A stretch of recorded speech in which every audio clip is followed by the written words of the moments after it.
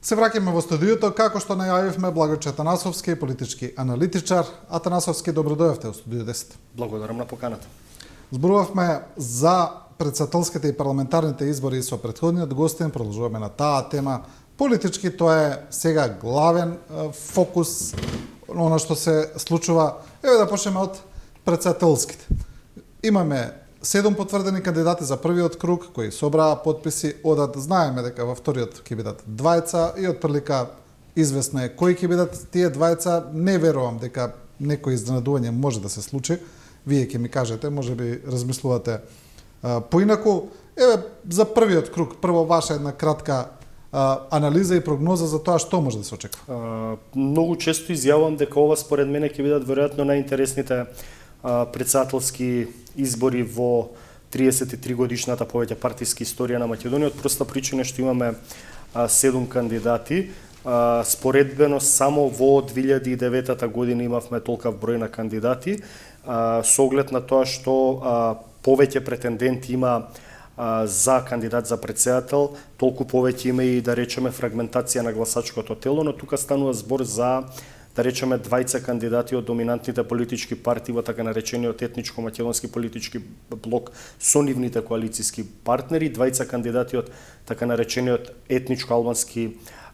политички блок и тројца кандидати кои доаѓаат од помалите политички партии, но кандидати кои имаат, да речеме, своја политичка тежина на македонската политичка сцена. Под тука затоа велам ќе биде многу интересна трката, бидејќи нема да бидат тие тројца кандидати воопшто спотери, односно претендираат да освојат неколку десетици илјади гласови. Апсолутно се согласувам со вашиот став, колку и неблагодарно да звучи дека познати се кандидатите и известни се кандидатите за вториот круг на претседателските избори. Тој е кандидатот на владеачката СДСМ и кандидатката на опозицијската ВМРО-ДПМН, од проста причина што изминативе 33 години повеќе партиски историја за избор на кандидат на претседател не дал некој друг кандидат од помала политичка партија или коалиција од помали политички партии во вториот круг. Најблиску до тоа беа кандидатите Љубе Бошковски и Мерселмани во 2009 година, кога освоја по околу 150.000 гласови, но и тие со толкав огромен број на гласови не успеа да влезат во вториот круг, така што сметам дека во тој аспект е многу известна ситуацијата, но според мене ќе биде неизвесен апсолутниот број на освоени гласови на сите 7 кандидати, од причина што многу е поинтересна ситуацијата, да речам, политички врзана со кандидатката на опозицијата Гордана Силјановска-Давкова, бидејќи таа има едни свој, би рекол, автентични, помалку и ригидни ставови по однос на надворешно политичките прашања на Македонија. Тоа е Преспанскиот договор, францускиот договор, кој е произлезен од договорот за добрососедство и пријателство со Бугарија, па дури ако сакате и Охридскиот рамковен договор. Тоа се трите договори кои државниот секретар на Соединетите американски држави Ентони Блинкен ги нарече договори столбови на македонското општество и македонската државност, а кандидатката на ВМРО-ДПМН на еден начин ги проблематизира, а од друга страна пак кандидатите на Левица, на Гром и на Знам, Билјана Ванковска, Стефчо Јакимовски, Максим Димитриевски, апсолутно имаат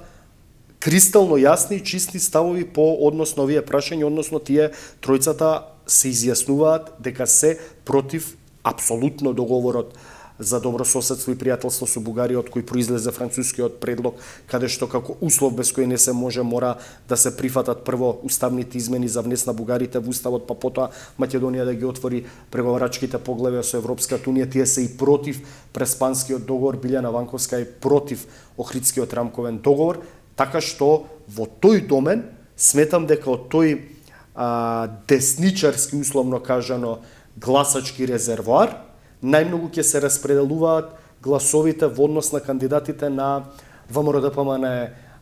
Левица, Гром и Знам, односно сите овие 4 кандидати пледираат кон, да кажам, исто или симптоматично гласачко тело кое дели исти такви ставови со негација или проблематизирање на тие 3 договори, а од друга страна кандидатот на власта е, да речеме, под наводници осамен во однос на таа гледна точка, бидејќи тој дефинитивно јасно ги изразува своите ставови дека се заложува за внесување на бугарите во уставот, го прифати францускиот предлог, го прифати Преспанскиот договор и го поддржува Охридскиот рамковен договор, така што гласачкото тело во првиот круг на изборите апсолутно по таа дихотомија ќе се подели меѓу Стево Пендаровски од една страна, а од друга страна останатите 4 кандидати ќе се борат условно кажано за тоа тврдо десничарско, ајде да не речам националистичко, но по-радикално гласачко тело. И само да напоменам, ќе биде интересна и битката меѓу двајцата кандидати на политичките партии ДУИ и етничко-албанската... Само да ве прекинам, ќе ве прашам посебно прашање за тоа, само за ова сакам да се навратам. Ова ви интересна теза, што ја кажавте, и на некој начин се повторува и со претходната констатација од претходната емисија на Сотир Костов, кој го кажа истото. Тој употреби една друга аналогија, рече, на овие избори ќе имаме двајца кандидати на власта против 5 кандидати на опозицијата и вели тоа ќе значи дека ќе се раситни тоа опозицијско гласачко тело. Можеби затоа председателот на ВМРО ДПМН ги нарече Ванковска и Јакимовска измеќари, ми се чини, таков израз употреби кога зборуваше за нив. Да, веројатно поради таа причина, бидејќи е свесен дека Ванковски и Јакимовски ќе претендираат условно кажано на гласачкото тело кое треба да представува збир на апсолутно освоени гласови од кандидатката на ВМРО ДПМН, но не знам зошто председателот на ВМРО ДПМН го изостави и кандидатот и лидер на Знам за наша Македонија Максим Димитриевски, кој има апсолутно истоветни, па дури би рекол можеби и порадикални ставови од Јакимовски и Ванковска во однос на тие надворешно политички прашања, бидејќи мислам дека фокусот на дебатата и на јавност и вие како медиуми апсолутно како кандидати за председател ќе ги прашувате какви ставови имаат по надворешно политичките прашања кои сега ги говорам, сигурно и по прерогативи и уставно правно председателот не може да говори во медиумите каков е неговиот став, не знам, за автопатот Кичево Охрид, бидејќи не е тоа во сферата и доменот на функцијата председател на државата, и мислам дека лидерот на ВМРО ДПМН условно кажано сгреши што не го стави, да речеме, во кошот на Ванковски, Јакимовски и Максим Димитриевски како измеќар, бидејќи и Максим Димитриевски мислам дека исто така ќе земе голем дел од гласачкото тело на ВМРО ДПМН, бидејќи по однос на тие прашања е многу радикално концизен и е, да речам, прецизен кога ги негира сите тие договори, покрај тоа што сите сметаат дека Максим Димитриевски ќе одлее голем дел на членството и гласачкото тело на СДСМ, што е делумно точно, бидејќи гледаме дека и поранешни високи функционери на СДСМ... Тој произлегува од СДСМ? Тој произлегува од СДСМ и поранешни високи функционери од така нареченото бранковистичко крило веќе се негови највисоки партиски функционери од генералниот секретар до потпредседателката, но велам таа реторика која користи Максим Димитриевски апсолутно ќе навлези во базенот на условно кажано ВМРО-вските десничарски гласови, бидејќи така се сметаше и на почетокот за левица, бидејќи таа политичка партија која се формираше се сметаше дека ќе го цепка гласачкото тело на СДСМ, бидејќи представува дел од идеолошката матрица на СДСМ, односно требаше да биде алтернатива на квази социјалдемократијата која промовира Социјалдемократскиот сојуз. На крајот на денот од ВМРО ДПМН сватија дека како што низ годините политички растеш и земаше се поголем политички замав левица, многу поголем проблем им создава на ВМРО ДПМН со реториката на лидерот на левици, многу повеќе гласови се одлеваат од контото на ВМРО ДПМН или од тој десничарски резервоар на гласови. Затоа ли имаме сега една силна кампања, гледаме, против левица? Апсолутно, гледам дека поголемиот судир моментално се одвива меѓу ВМРО ДПМН и левица, одошто меѓу СДСМ и левици. Тоа е апсолутно одговор на тоа што ви го велам, дека веројатно самиот лидер и партијата направила процена дека левица зема од многу повеќе од ВМРО-вските десничарски гласови кои се разочарени, да речеме, од ставот на ВМРО ДПМН кој, како да се изразаме, ни риба ни девојка во однос на прашањето на уставните измени, некогаш ќе каже дека нема ни подразно да ги прифати, потоа ќе каже дека ќе репреговара за подобар предлог од страна на Европската унија или ќе бара принцип на реципроцитет, а од друга страна левица е многу подиректни и радикални, вели дека сето тоа треба да се поништи и дека апсолутно Македонија не треба да учествува во никакви преговори со Бугарија. И има едно, да речеме, гласачко тело кај ВМРО-ДПМН или во тој десен спектар кој апсолутно го интересира само ставот да нема уставни измени под никаков услов и под никаков диктат. И тие гласачи можеби ќе се колебаат околу тоа дали треба да го дадат својот глас на ВМРО-ДПМН, па потоа тој да биде изневерен со тоа што ВМРО-ДПМН на некој начин ќе влезе во преговори за изгласување на уставните измени, затоа размислуваат и може ќе го дадат својот глас за кандидатот на левица или за левица како политичка партија, но пак ќе го споменам туку и Максим Димитриевски, следејќи ги неговите политички изјави, политички ставови, апсолутно истоветени со ставовите на левици и на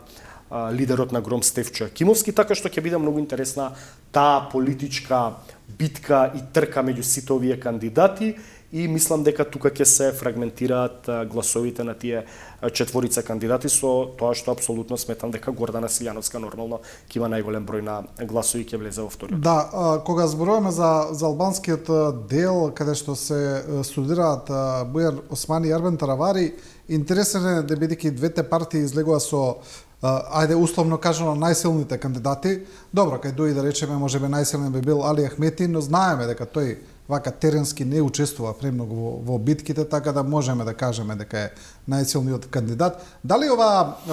предизборна трка во првиот круг во албанскиот дел ќе го дефинира и вториот? Бидејќи таму можеби ќе се оствари силна психолошка предност за тоа кој ќе победи во првиот круг. Да, апсолутно се Бидејќи за разлика да речеме од условно кажано македонски дел, тука имаме два блока, две страни, многу е поедноставна. Апсолутно сликата е како пресечена со нож, или ќе гласате за Дуи или ќе гласате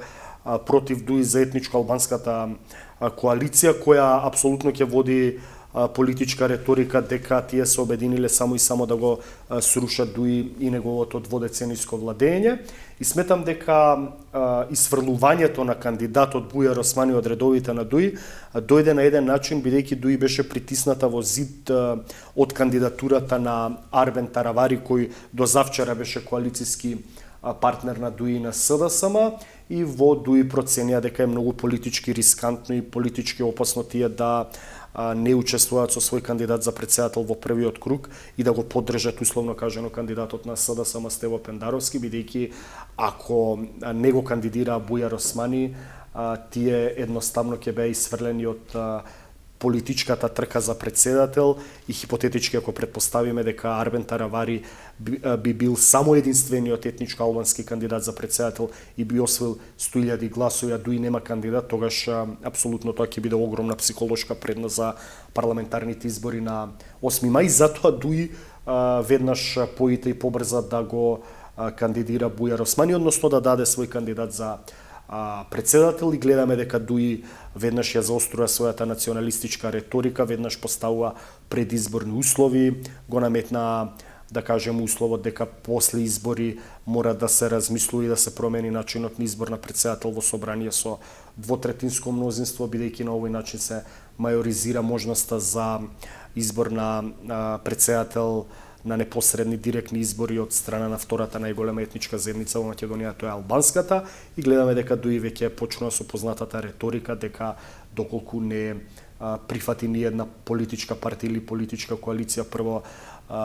уставни измени внесна бугарите во уставот, а второ да се разговара за промена на избор на претседател во собранието, Дуи нема да ги напушти тие принципи после 8 мај и нема да преговара со ниту една политичка партија, не вели СДСМ или ВМРО-ДПМН, туку на тој начин Дуи се позиционира, па гледаме дека и Арбен Таравари слично ги поставува истите услови, односно како да кажам, тоа е еден магепсан круг на надавање на етничко албанскиот национализам, бидејќи битката ќе биде апсолутно да се биде или некај албанскиот политички блок, доколку Дуи успее овој пат да победи и да стане дел од власта, голема е веројатноста дека албанскиот политички блок може да се растури, бидејќи е многу хетероген и е создаден од, да кажам, 4 помали политички партии кои досега се менува во власта и беа еден вид на политичка патерица на Дуи на СДСМ. Само да напоменам за гледачите, и Беса беше дел од владеачката коалиција на СДСМ и Дуи, алтернатива беше. На крајот Елијанса влезе, кога излезе алтернатива, и сега сите тие се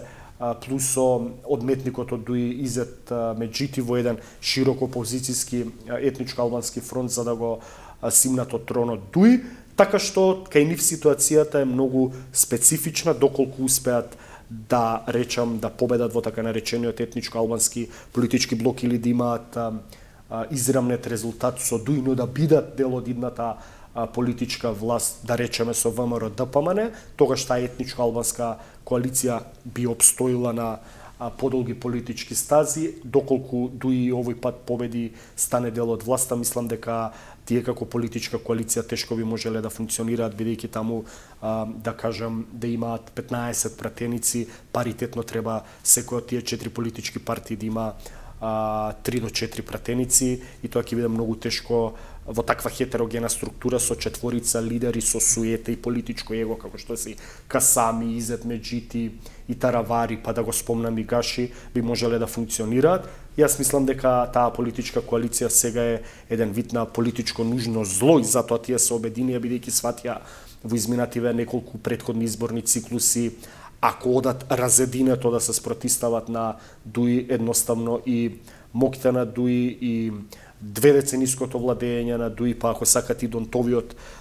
поставен систем со 6 изборни единици, ја фаворизираше Дуи и постојано тие ги гореа своите гласови по изборни единици, затоа направија таков фронт и како што кажавте, поделбата да биде многу јасна, или гласате за Дуи или гласате за нив. Во вториот круг на претседателски избори пак ќе имаме интересна трка,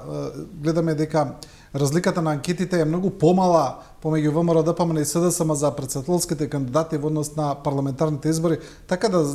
ми се чини дека претседателската трка ќе биде доста неизвестна. Апсолутно. Барем според анкетите. Да, апсолутно се согласувам. Да ги земеме и со доза на резерви тие анкети од кои аналитички центар или од која аналитичка кујна доаѓаат, но да ги прифатиме како еден вид на приближно релевантни, бидејќи тие се последните кои се пласирани во јавноста. Тоа докажува дека има луѓе кои би гласале за кандидатот и актуелниот претседател Стево Пендаровски, а не би гласале за СДСМ, што е за мене и очекувано, па би рекол и политички еманципирано, бидејќи после 33 години практицирање на повеќе партиска демократија, вие не треба да гласате истоветно за претседателски, парламентарни и за локални избори, односно секогаш треба својот глас да го дадете врз база на тоа за кој кандидат или која политичка партија сметате дека треба да го дадете својот глас. И јас лично познавам луѓе кои велат да јас ќе гласам за Пендаровски, но за СДСМ воопшто не размислувам да гласам, и од тука мислам дека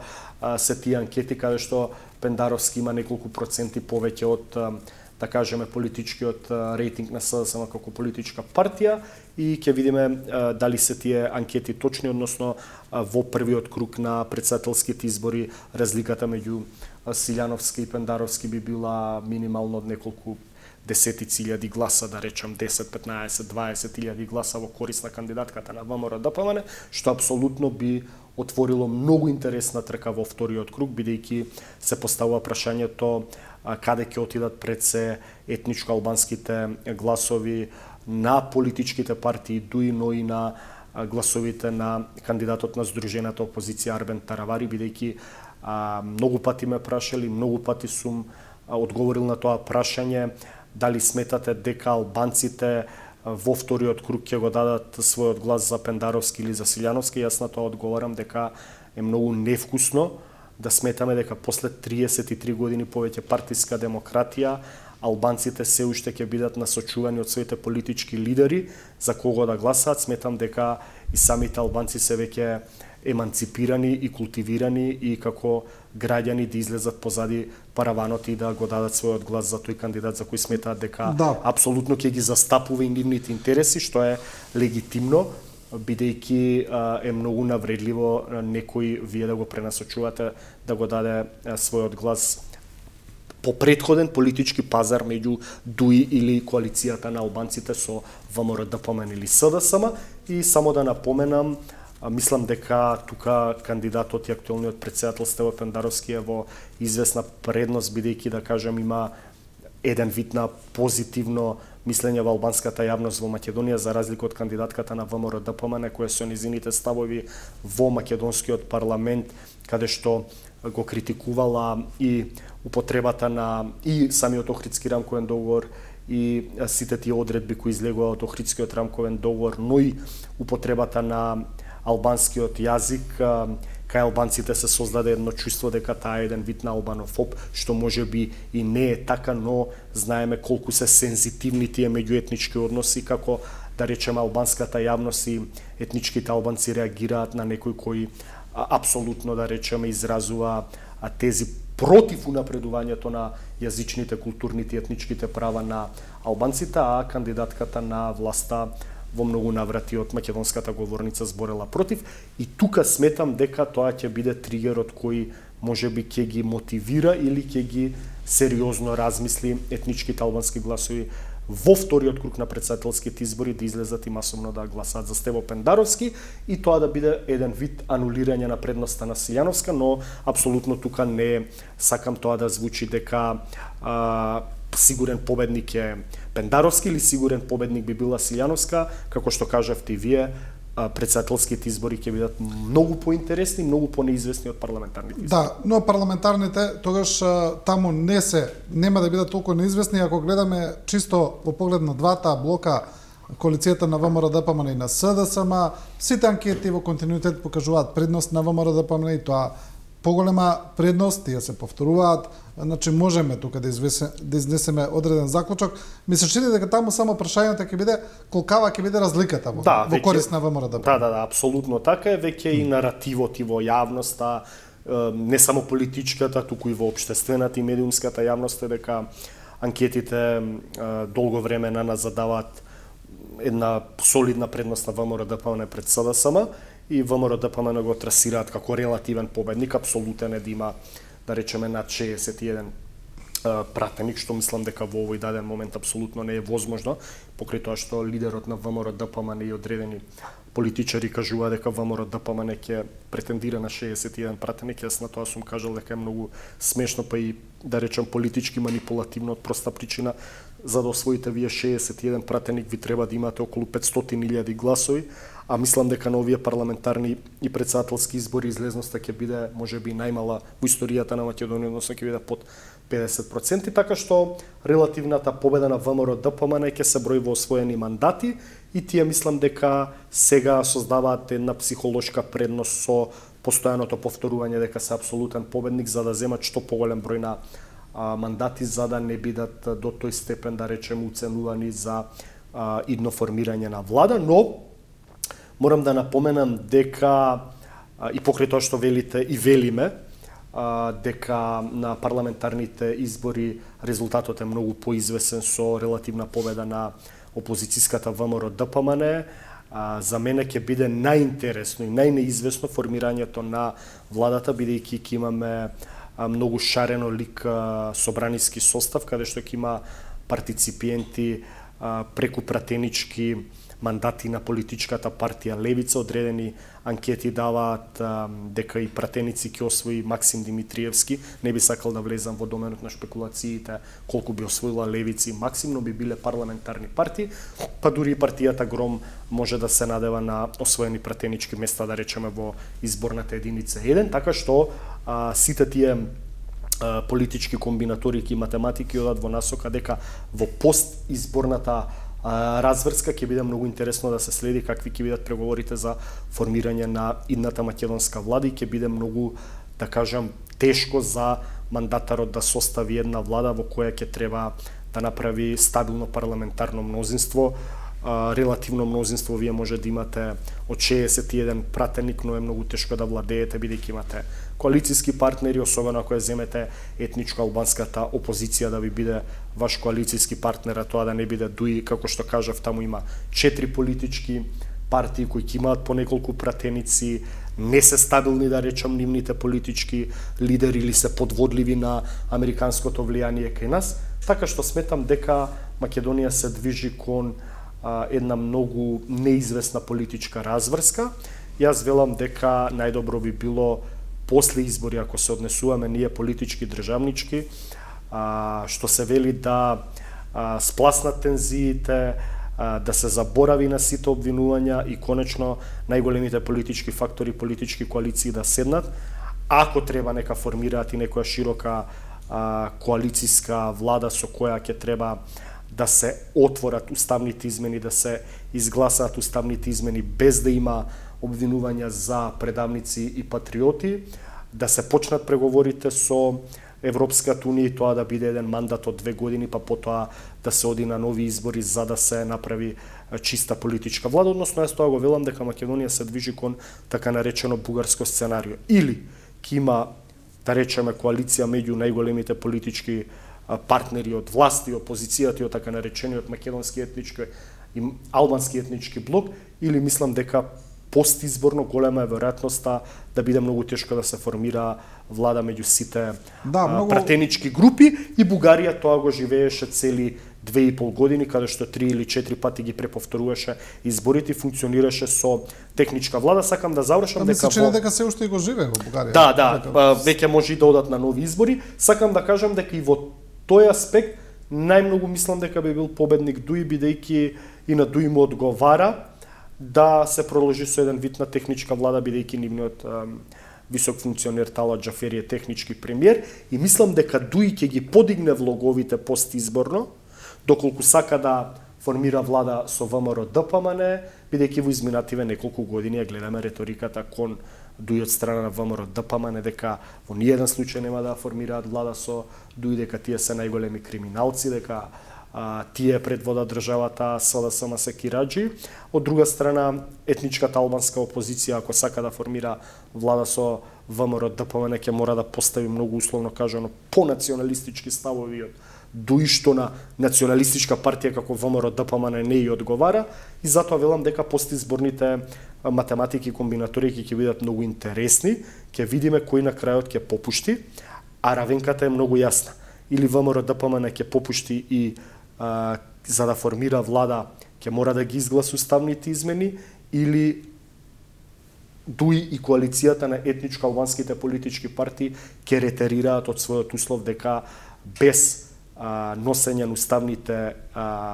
измени во собранието за внес на бугарите како услов без кој не се може да се продолжат македонските евроинтеграции, тие нема воопшто ни да разговараат за формирање на политичка влада. Тоа го има изјавено и Али Ахмети и Арбен Таравари како претседателски кандидат на етничко албанската опозиција. Можно ли е да ВМРО ДПМН да го смени ставот за уставните измени, бидејќи некои влечат аналогии од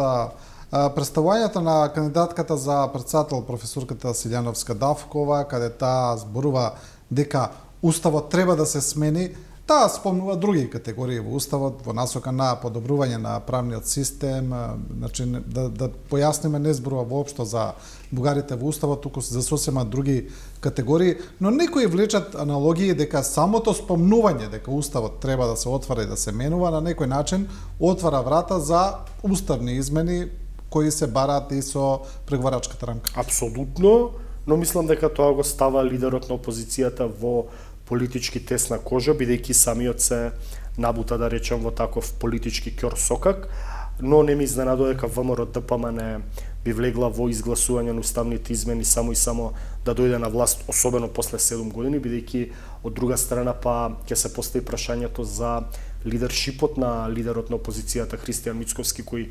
цели 7 години е претседател на таа партија, а таа партија е најдолговечно во опозиција под негово претседателско управување, и доколку и овој пат не успее да формира влада, е релативен победник и направи пирова победа, бидејќи одбива ан бланко да ги изгласи уставните измени. Албанските политички партии политички коалиции тоа го постават како услов и црвена линија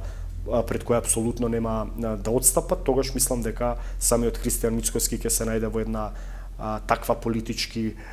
безизлезна пат ситуација, каде што ќе мора или да прифати уставни измени да формира влада со некој од албанските политички партнери, или па да не успее да формира владата, а да победи, и тогаш веќе ќе има и незадоволство кај одредени структури на ВМРО-ДПМН во партијата, бидејќи ќе го оценат Христијан Мицкоски како еден вид на Воислав Шешел на македонската политичка сцена, бидејќи Воислав Шешел како предводник на српската радикална партија во Србија победи на сите парламентарни избори, но никогаш не успеа да формира политичка влада, така што ќе биде многу интересно да се види кој условно кажано ќе попушти, дали е Христијан Мицкоски или лидерите на етничко албанските политички партии, но од друга страна, па доколку ВМРО-ДПМН попушти и ги изгласи уставните измени, да, нема да речеме да се случи огромен потрес во таа политичка партија, бидејќи е авторитативно поставена по една субординација и хиерархија и е партија со огромно клиентилистичко гласачко тело, и тоа ќе го заборави како секое чудо за 3 дена во ВМРО-ДПМН 1, но огромен дел, да речеме, од гласачкото тело кое гласало за ВМРО-ДПМН, бидејќи сметало дека прво ВМРО-ДПМН нема да направи влада со ДУИ и ВМРО-ДПМН нема да ги изгласа уставните измени, ќе биде разочарано и може да отиде на контото на Левици или Максим Димитриевски, и во таа ситуација најголем победник, условно кажано, ќе биде Левица, бидејќи ќе и порасне гласачкото тело. Затоа велам ќе биде многу интересно да се следи какво ќе биде постизборието и разврската,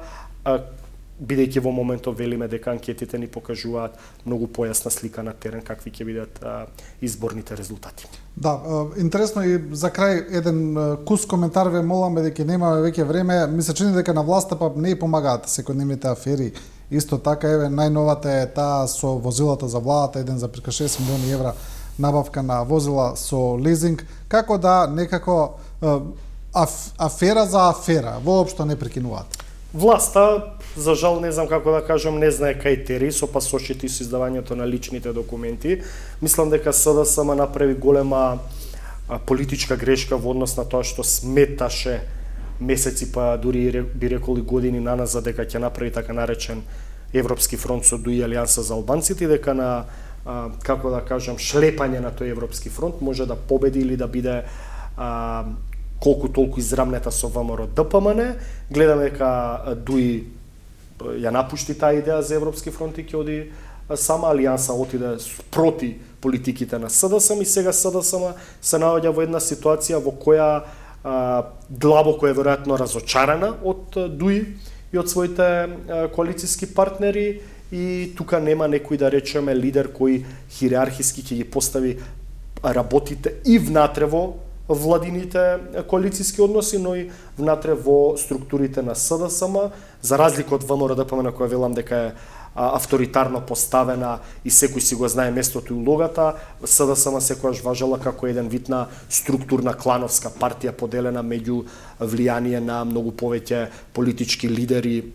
и претходни и актуелни, дури да речеме велат има крило на генералниот секретар Миле Зечевиќ, поранешното крило на Зоран Заев, каде што гледаме дека и се вклучува со негови фаворити како Венко Филипче, Димитар Ковачевски, да кажеме, не знаеме колку ја има поддршката во самата партија како некој октроиран лидер, и затоа сметам дека се случуваат овие скандали, бидејќи СДСМ е расплината на еден вид на фракционерски структури. Се чини дека е многу известно дека овие избори може да бидат последни за Ковачевски како претседател на СДСМ. Апсолутно, Ковачевски е еден вид на Владо Бучковски, кој дојде на чело на СДСМ и премиер на македонската влада без да победи на парламентарните избори, така и Владо Бучковски стана 2004 по демисијата на Бранко Црвенковски, неговото станување на претседател на Македонија. По демисијата на Зоран Заев стана